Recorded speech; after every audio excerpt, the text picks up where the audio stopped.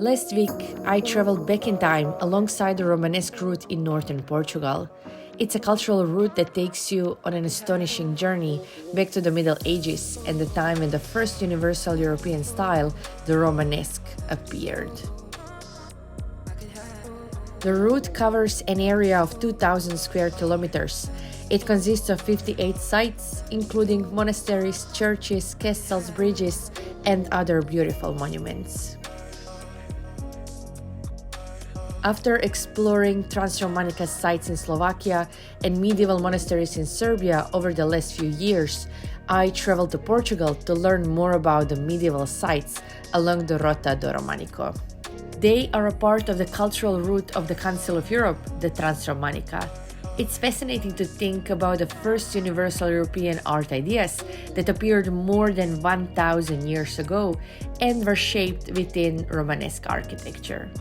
The TRANSROMANICA helps you explore that medieval part of joint European heritage. Although medieval architecture is mainly found in religious buildings, the Romanesque sites in Portugal are pretty diverse, including castles, bridges, and memorials.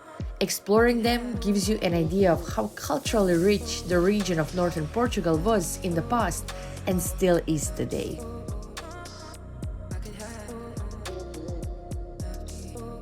Opened in 2018, the Interpretation Center of the Romanesque is a great starting point for exploring Rota do Romanico. Its building is a modern structure inspired by the regional Romanesque heritage. The venue is home to a great exhibition dedicated to Portuguese history, medieval society, architecture, builders, and the symbolism of the Romanesque style. Another great place to learn more about it is the Interpretation Center of Romanesque sculpture. During the archaeological discovery in 2006, around 70 stone elements with Romanesque decoration from the Church of St. Peter were discovered in the location of an old house. That vital discovery initiated the construction of the Interpretation Center of Romanesque sculpture. It's a great place to visit today, not only to see these decorated stones, once belonging to the Romanesque church, but also to learn more about the richness of Romanesque sculpture.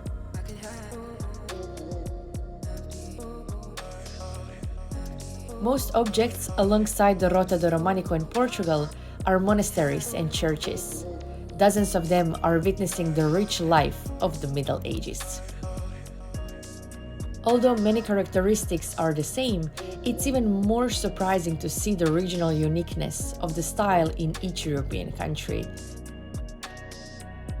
Portuguese Romanesque has always been fascinating to me because it looks so ancient. The buildings are made of stone, which gives them a monumental feel.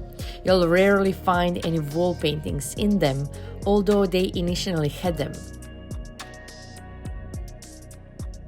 However, the star elements of these sites are their sculptural decorations, especially on portals and capitals.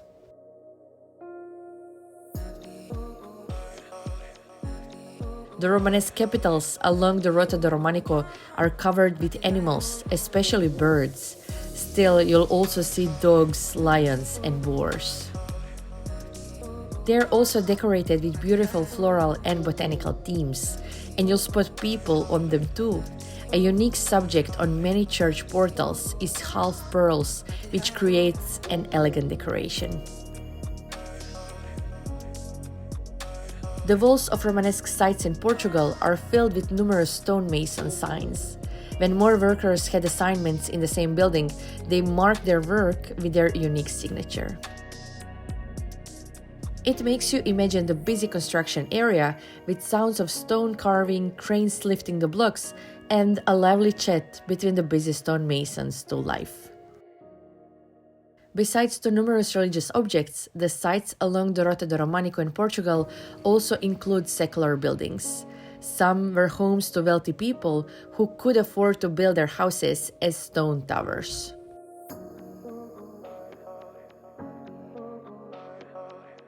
They also include beautiful castles on the top of a hill overlooking the hilly region covered by vineyards. You also get to see some Romanesque bridges in Portugal. These kinds of monuments are pretty unique for Portugal.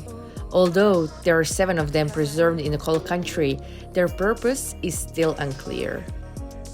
They're probably linked to honoring the dead as a part of funeral processions or remembering someone's memory. This one was probably built in the mid-13th century. Wandering alongside this historical route will be accompanied by stories, legends, and historical figures that established the Portuguese state.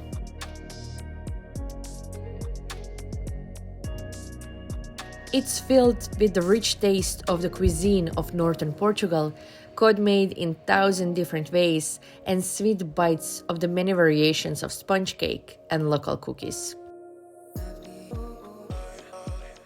In that picturesque region, all of your senses will be awakened as you search for the traces of a past time.